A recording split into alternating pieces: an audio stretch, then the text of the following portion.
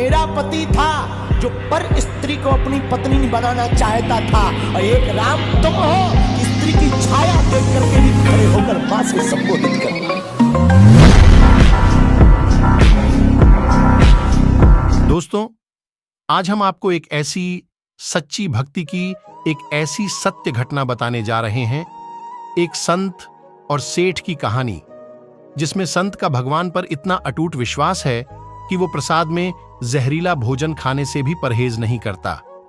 इसके बाद भगवान जो करते हैं उसे देखकर सभी हैरान रह जाते हैं। एक संत और सेठ की कहानी। एक सेठ जी बड्ढे कंजूस थे।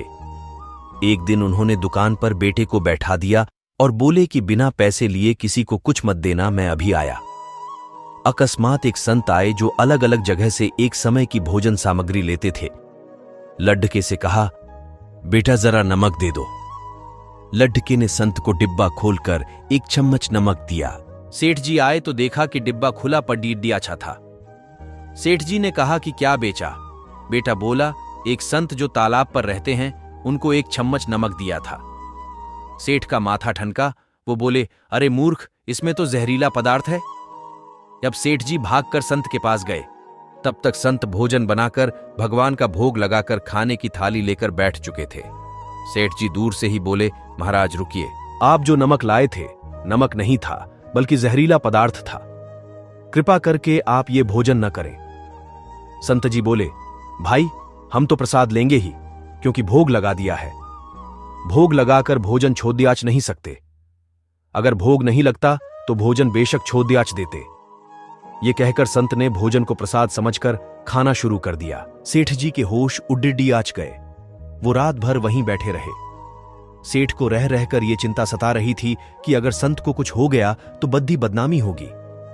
रात में अगर तबीयत बिगड़ी तो कम से कम वैद्य को दिखा देंगे। सोचते सोचते उसे नींद आ गई। सुबह रोज की तरह संत जल्दी उठ गए और नदी में स्नान करने लगे। सेठ जी ने कहा, महाराज तबीयत तो ठीक है। संत बोले, भगवान की कृपा है। इसके बाद वे पूजा के लिए मंदिर चले गए। जैसे ही संत ने मंदिर का द्वार खोला तो देखा कि भगवान के श्री विग्रह के 2 भाग हो गए हैं और शरीर काला पडीडियाच गया है।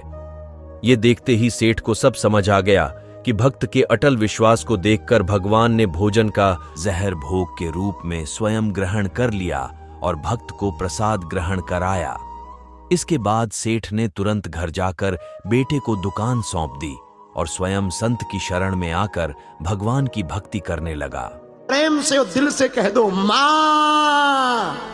दोस्त, यदि आपकी भी बागेश्वर धाम में अर्जी नहीं लग रही है तो आप निराश मत होइए, क्योंकि आज हम आपको ऐसा मंत्र बताने जा रहे हैं जिसे एक ही बार बोलने पर गुरुजी का ध्यान आपकी तरफ आ जाएगा और गुरुजी आपको ही बुलाएंगे। लाखों भक्त इसी प्रकार से अपनी अर्जी स्वीकार कराते हैं। लेकिन आगे बढ़ने से पहले वीडियो को लाइक और कमेंट में जय बागेश्वर धाम लिखना ना भूले। जब तक आप भगवान के साथ धंधे वाली बात करेंगे, यानी कि है भगवान हम तुम्हारी भक्ति करें, बदले में हमें सुखी रखना, तो फिर तो ये धंधा है, तो धंधे में तो दुखी ही रहोगे। जहां भक्ति होती है वह कुछ पाने की आस नहीं होती, अपने आप को न्योछावर करना पड़ता है बिना किसी आशा के। हम सब भगवान की भक्ति करते हैं, फिर भी दुखी क्यों हैं? लोगों की यह एक आम धारणा बन चुकी है कि जो भक्ति करते हैं या अध्यात्म से जुड़े